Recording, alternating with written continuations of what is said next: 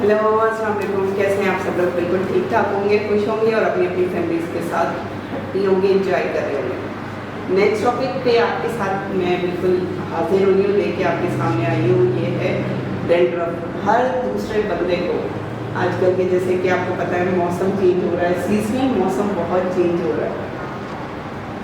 किसी को फ्लू हो रहा है, किसी को खांसी हो रही है, किसी को जो है वो एलर्जी हो रही है, किसी को बॉडी पे इचिंग हो रही है, किसी के सर में इचिंग हो रही है। तो ये बहुत ही सीजनल के हिसाब से जो टॉपिक मैं आपके सामने लेके आई हूँ वो है डैंड्रफ। क्योंकि काफ़ी सारे मेरे अपने फैमिली मेम्बर ने मेरे से ये सवाल किया कि यार हमें सर में जो है वो स्कल्प में जो है वो वाइट कलर की डैंड्रफ पूरी जम जाती है और बहुत ज़्यादा इचिंग होती है, जिसकी वजह से हम लोग ज़ख्म वगैरह भी खारिश करने के बाद, इचिंग करने के बाद उनको लिटिल बिट इंजरी हो जाती है, ब्लड वगैरह होता है। तो जी डैंड्रफ जो है वो क्या है, कैसे है, आज थोड़ा बहुत डिस्कस करते हैं आपसे। Dandruff is a scalp condition that is called itching on your head, on your skin. Mostly people जिनको ज़्यादातर डैंड्रफ होता है वो ज़्यादातर क्या होता है कि टीन एजर जो यंग लड़कियाँ होती हैं, टीन एज, वो उनको होता है ज़्यादातर। जैसे कि अगर सपोज हो सकता है, लाजमी नहीं है वो आपको डैंड्रफ की वजह से हो सकता है आपको जो है वो एक्जिमा हो सकता है आपको कोई डर्माटोलॉजिस्ट एलर्जी हो सकता है अगर आपको स्किन पे हो रहा है तो आपके जो घर में कपड़े वगैरह वॉश होते हैं, डिटर्जेंट भी आपके कपड़ों में से अगर प्रॉपर ना निकले तो उसकी वजह से भी हो सकता है। जैसे कि अभी मैंने आपको बताया कि डैंड्रफ के बहुत सारे रीज़न होते हैं। वेदर हो गया, कोई स्ट्रेस आपका लेवल हो गया, इसके अलावा जो है जैसे कि सपोज़ कोई हेयर ब्रश आपने अपना यूज़ किया, किसी और ने आके यूज़ कर लिया, या आपने अपनी फ्रेंड को बोला चलो यार तुम इससे बाल बना लो, मैं इससे बना लूँगी, कोई ऐसा मसला नहीं है, तो उससे भी एक दूसरे से होता है। अब यही है कि आप इसमें क्या कर सकते हैं, कैसे मैनेज कर सकते हैं डैंड्रफ को बॉडी यानी स्किन में, इचिंग में और जो है हेयर में, आप उसको कैसे आप यूज़ कर सकते हैं। देखिए सपोज मोस्टली पेशेंट्स की एज भी होती है, डायबिटिक वालों को ज़्यादा, डायबिटिक वाले हर चीज़ में सफ़र कर सकते हैं। डैंड्रफ में उनको इचिंग हो सकती है, स्किन की एक्जिमा हो सकता है, XYZ because of low immunity. तो आप इसमें क्या करेंगे, अपना मैनेज करेंगे stress level first of all. इसके अलावा आप बोलेंगे मैनेज कैसे करें स्ट्रेस।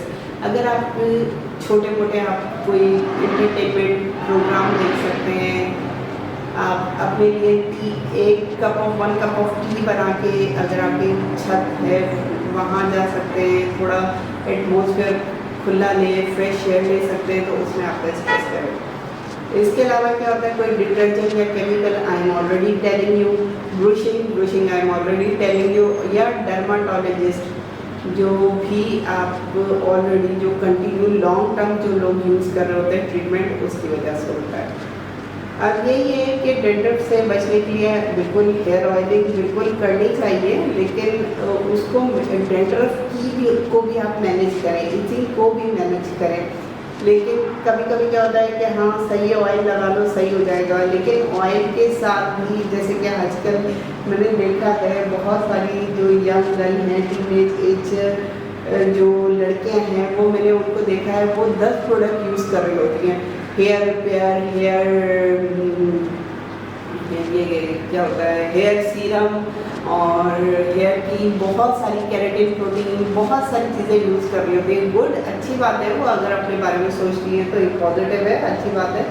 लेकिन क्या होता है कि कभी कभी जो कुदरती एक हमारा जो स्कल्प में से ऑलरेडी जो स्वेटिंग या पसीना या जो निकल रहा होता है, वो भी एक हर कुदरत ने हर एक चीज़ जो है वो बेनिफिट बनाई है इंसान के अंदर, लेकिन हम उसी को ही कभी हर दूसरे दिन हेयर डाई करना या बहुत सारी ऐसी प्रोडक्ट यूज़ करना अपनी स्किन पे, क्योंकि हमें पता नहीं है हमारी स्किन किस टाइप की है। पहले तो ये कि आप अपनी स्किन, अगर आप ये सारी चीज प्रोडक्ट यूज़ करते हो अच्छी बात है, गुड जॉब, लेकिन उससे पहले आपने अपनी स्किन के लिए एक स्किन का टेस्ट करवाना है। आपकी स्किन ऑयली है, ड्राई है, मिक्स है, या बहुत सारे इसकी जो है वो टाइप्स हैं स्किन की, उसके बाद आप अपने डर्माटोलॉजिस्ट से कंफर्म कर सकते हैं कि आया नहीं मैं प्रोडक्ट यूज़ कर सकता हूँ या नहीं कर सकता।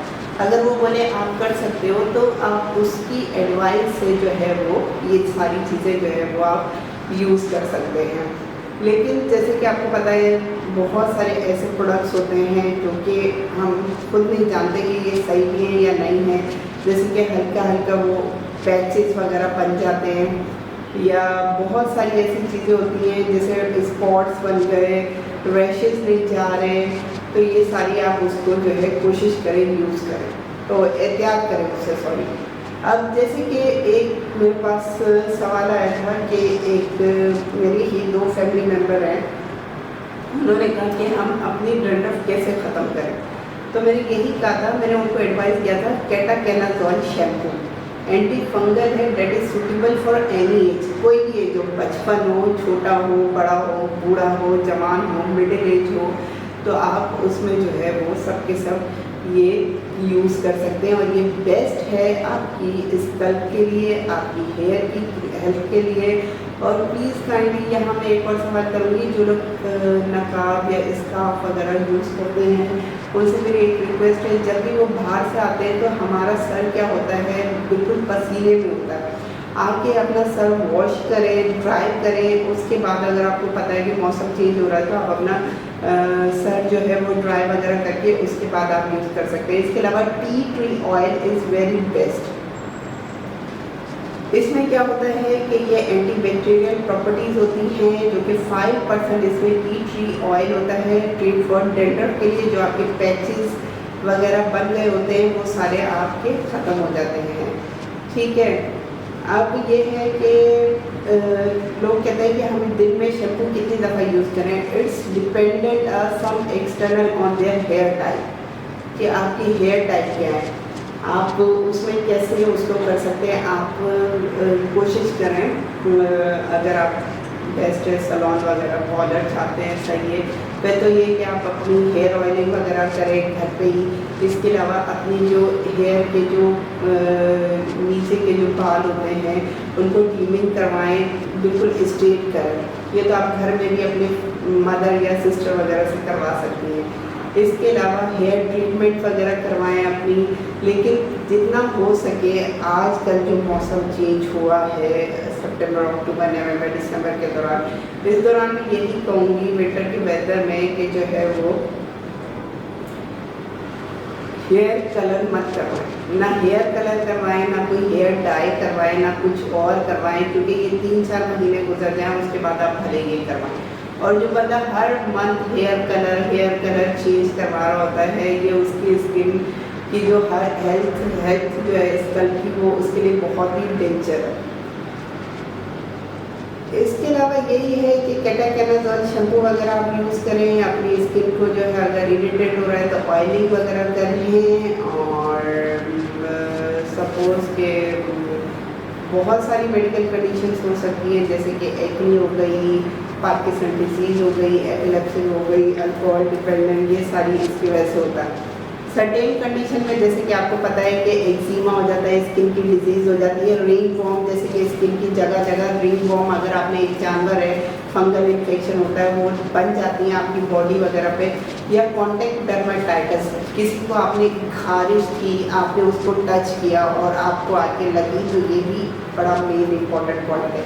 अब जैसे यीस्ट फंगस जिसे हम मोस्टली का कहते हैं, इसमें क्या होता है कि आपके स्कल्प पे जो सिक्रीट हेयर फॉलिकल्स होते हैं, वही मैंने आपको कहा, जितना आप नेचुरल चीज़ को यूज़ करेंगे तो उसी वजह से होता है। और इसमें ये होता है कि इम्यून सिस्टम आपका बिल्कुल लो हो चुका होता है, और जो एक्सटर्नल प्रोडक्शन, जो सेल की ग्रोथ हो रही होती है हेयर की, वो बिल्कुल डाई हो चुकी होती है। बस आप स्किन केयर करें, अपना कोशिश करें कि जैसे अगर इरिटेट हो रही है तो जो शैम्पू है, मैं तो कोशिश करूँगी कि शैम्पू आप हफ्ते में 2 से 3 बार यूज़ करें। इससे ज़्यादा शैम्पू को यूज़ ना ही करें। अगर आपको ज़्यादा आपको प्रॉब्लम है तो आप पानी से अपने बालों को वॉश कर सकते हैं, कि नहीं पानी ज़्यादा है हमारे लिए।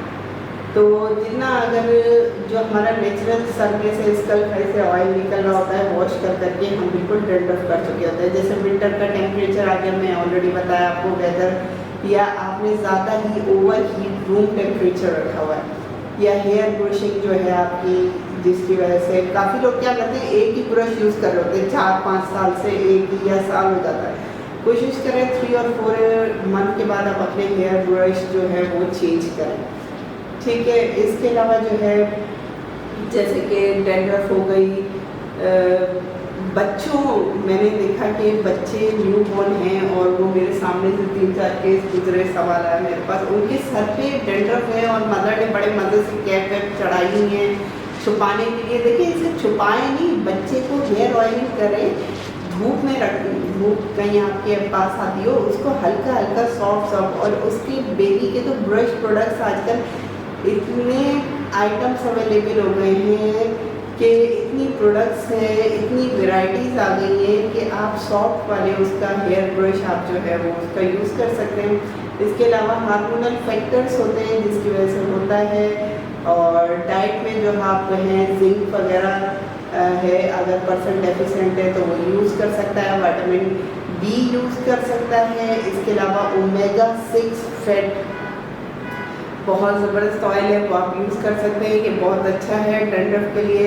अगर डैंड्रफ हो गई, अब किसी ने कहा ज़्यादा डैंड्रफ हो गई मैंने नहीं सही किया, तो उसको आप क्या करेंगे, तो कॉम्प्लिकेशंस में ये आ सकता है, रेडनेस होगी, टेंडर होगा, स्वेलिंग होगी। इसके अलावा फोम में वही कि मैंने आपको बताया ऑयलिंग वगैरह जितना कर सकते हैं उतना आप लोगों के लिए अच्छा है। बस इसका इतना खास ऐसा कोई नहीं है, जख्म वगैरह बन जाएंगे, बस आप एहतियात करें, इचिंग वगैरह जो हो उसको जो है वो अवॉइड करें।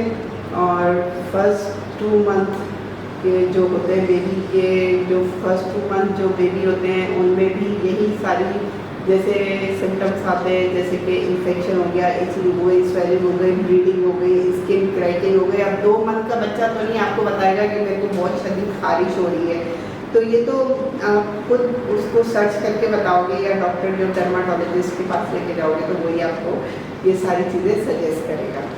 बस यही है, कोशिश करें कि जो है होम रेमेडी जैसे हेयर ऑयलिंग हो गई या डर्माटोलॉजिस्ट वगैरह के पास जाना पसंद करें तो आप वही कर सकते हैं। टी ट्री ऑयल हो गया, ये बहुत बेस्ट है इसके लिए, हेयर के लिए। और एलोवेरा जेल आप यूज़ कर सकते हैं, ओमेगा 3 फैटी एसिड यूज़ कर सकते हैं डैंड्रफ के लिए।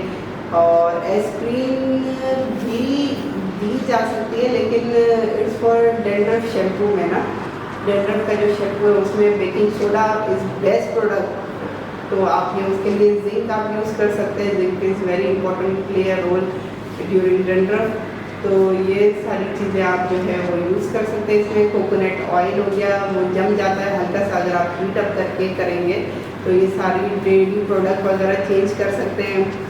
उसमें थोड़ा अपने हार्मोनल बैलेंस होगा, अपना स्ट्रेस रिड्यूस कर सकते हैं। और ये सारा था लिटिल बिट अबाउट डैंड्रफ। और केटाकेनाज़ोल मस्ट है, tea tree oil is best in 2, ये 2 चीज़ें आप यूज़ करें। और कोशिश करें कोई भी चीज़ यूज़ करने से पहले अपना डर्माटोलॉजिस्ट या अपने फिजिशियन से मस्ट आप उसके बाद कोई मेडिसिन या ट्रीटमेंट यूज़ किया करें, बिकॉज बहुत सारी मेडिसिन के मेडिकल रिलेटेड साइड इफ़ेक्ट्स भी होते हैं। और अपना बहुत ख्याल रखें। Thank you so much.